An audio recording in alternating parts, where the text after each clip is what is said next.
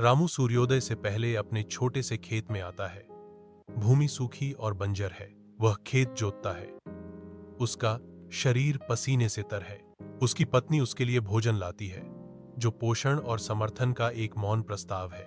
वे दोनों उम्मीद से आसमान की ओर देखते हैं, बारिश की प्रार्थना करते हैं।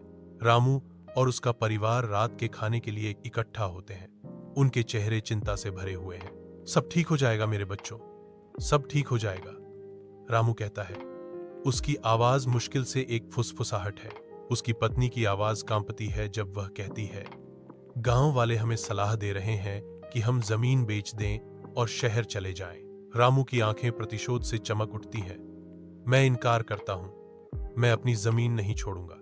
एक निर्दयी सूखा धरती को झुलसा देता है, जिससे गांव के किसान निराश हो जाते हैं, क्योंकि रामू अपने बंजर खेत में अकेले ही डटा रहता है।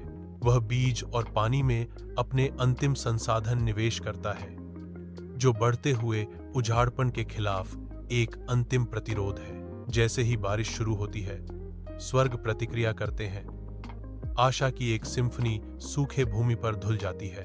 रामू अपना चेहरा आकाश की ओर उठाता है। उसका भाव अदम्य खुशी से चमक रहा है, क्योंकि जीवन देने वाली बारिश हो रही है। रामू का खेत फलता फूलता है, जो उसकी कौशल का प्रमाण है। अब पूरे गांव की ईर्ष्या का पात्र है। ग्रामीण रामू की बुद्धिमत्ता की तलाश में इकट्ठा होते हैं। उनके चेहरे प्रशंसा से अंकित हैं। रामू अपने विशाल खेत में खड़ा है, जो उसकी समृद्धि का प्रमाण है। अपने बच्चों को शिक्षित कर रहा है और दूसरों को मदद का हाथ बढ़ा रहा है। रामू अपनी यात्रा पर विचार करता है, घोषणा करता है, कड़ी मेहनत कभी बेकार नहीं जाती।